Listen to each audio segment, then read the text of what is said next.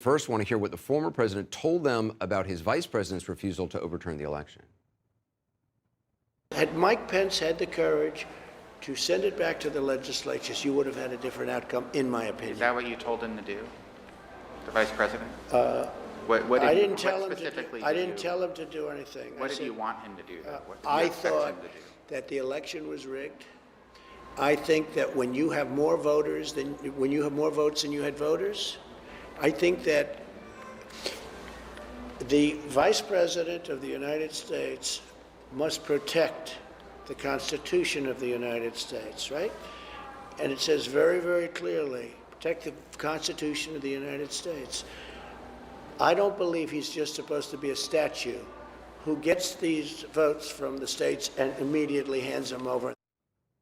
Back with Carol Lenig and Philip Rucker, authors of the new book, I Alone Can Fix It, Donald J. Trump's Catastrophic Final Year. It's a fascinating, fascinating read. You know, he's talking about Mike Pence. In the last bite, the first bite, the long bite we played, he talked about, you were asking him about what did he want the people who he told to go to the Capitol, that he was going to walk with them, what did he want them to do when he got there? And he stumbled around it. But he basically, the closest he got was saying, I wanted what they wanted. Well, what a lot of them wanted, according to what they were chanting, was to hang Mike Pence. Yeah, and what President Trump wanted was for Vice President Mike Pence to overturn the result somehow. Not constitutional, but in Trump's mind, it was what he thought his loyal vice president should have done. And it's ironic that Trump said that Pence shouldn't have been just a statue there following the rules, because for 4 years, Pence was a statue. That's why Trump picked him to be vice president, because he would stand at his side, nod his head, smile approvingly, and not cause any trouble for Trump. I find it hard to imagine that the former president restrained himself and never said to his vice president what he wanted him to do. I mean, he was saying like, "Oh no, I didn't tell him to do anything." Kind of. He absolutely asked him. Yeah. He absolutely asked him multiple times. I want to play another clip from your interview. You asked the former president where he talks about Pence. Let's watch. Who will your vice president be if you run again? Listen to him. Really? It's a good question. Well, I was disappointed in Mike, but, you know, I'll be making a decision at some point. But not guaranteed Now, that I will say this. Based on the polls, those polls are great. The Republican Party loves Trump. You saw that 97%. But you're not locked in that you would run with Pence again. No, I'm not locked into anything. I mean, I'm not And locked what in. if he were? I mean, he could run against you in a primary. He wants to run for president too. Everybody, it's a free country, right? It's a free country. I always liked Mike. I was very disappointed, and so were a lot of Republicans very disappointed, because had he sent them back, had he been Thomas Jefferson, had he sent them back, which took courage, but not a lot of courage. What courage would have been is to do what Thomas Jefferson did. We're taking the votes. He could have done that too. But that would have been politically unacceptable. But sending it back to these legislatures who now know that bad things happened would have been very acceptable. And I think I could show you letters from legislatures, big scale letters from different states, the states we're talking about. Had he done that, I think it would have been a great thing for our country. I think it would have been a great thing for our country, and that's the way it is.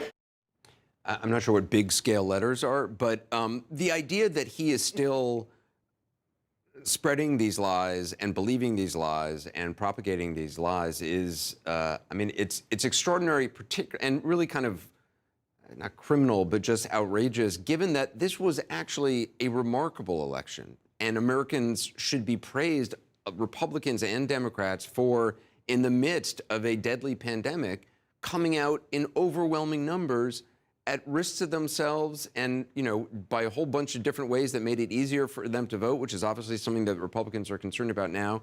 But this was actually a victorious election for Republicans and for America, because Americans turned out in a pandemic. And by the way, Republicans did great all across the country, except for Donald Trump. You know, some of the president's advisors tried to tell Trump that, including Bill Barr, his attorney general. After the election, he said, Mr. President, these allegations you're making about a rigged election or fraudulent votes, we've looked into them. They're BS. They're nonsense. And he actually said to him, how is it that you think you lost in this state, but the entire Republican ticket did great? How can that be?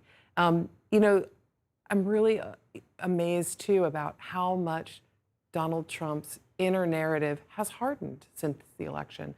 Every conspiracy theory that Phil and I heard people whispering in his ear after the election, he was listening to sort of tangentially, maybe, maybe not.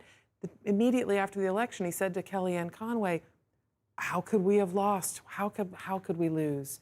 I'm so sorry we lost. But as time has gone by, his narrative has gotten more conspiratorial, more totally lacking in basis and fact.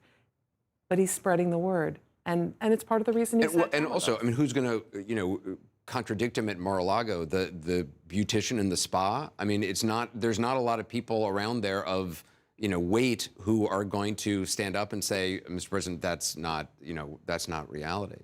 That's right. And in fact, during our interview with President Trump, Laura Ingraham, the Fox News host, came by and interrupted because she's a guest at Mar-a-Lago. I mean, those are the kind of people that are hanging around the president and putting things in his ear. He said something to you as you left. What was the exchange? It was actually one of my favorite moments of the interview because, as I said, he was quite a gracious host, quite charming in his way.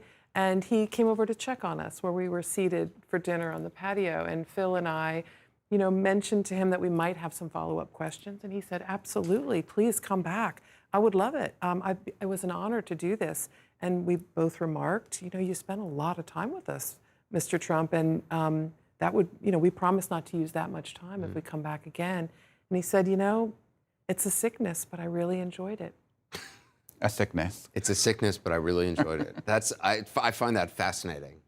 I mean, it shows almost like there's been some introspection, which I find hard to imagine, but maybe I'm reading too much into it. But it's a sickness, but I really enjoyed it. Thank you both. Really appreciate it. Thank you, The Anderson. book is fascinating. I Alone Can Fix It. It is out now. Thank you so much. Thank you again. Incredible reporting.